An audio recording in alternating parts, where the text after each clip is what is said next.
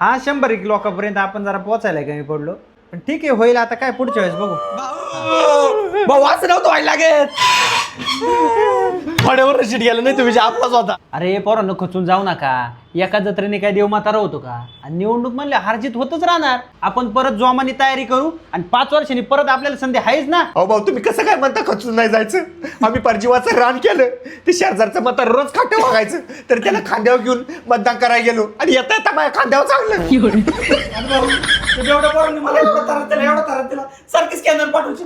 मी पण माझ्या बायको तर सोन्याला हांटून त्याला दारू पाजली. त्याला एक दिवस दारू काही नाही पाजली तर ती म्हणायला लागली मी तुमच्या भाऊचं कामच नाही करणार. पोरांनो खचून जाऊ नका, मला खचलेले कार्यकर्ते अजिबात आवडत नाही. आणि शुभम तू शांत बस. अरे शुभम शांत घे. शुभम ए शुभे अरे शांत हो ना बाबा, तुला सांगितलं ना रडू नको. शांत बस ना कुत्रे. भाऊ मला नाही भुकू नको. पण भाऊ असं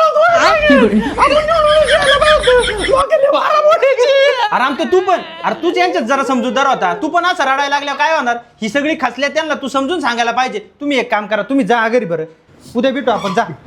आणि मला एखादा सुद्धा रडायचा आवाज नाही पाहिजे. आणि बोंबले पुढच्या पंचवार्षिकच्या तयारी लागा, जरा लोकांची कामं करा. चालली का?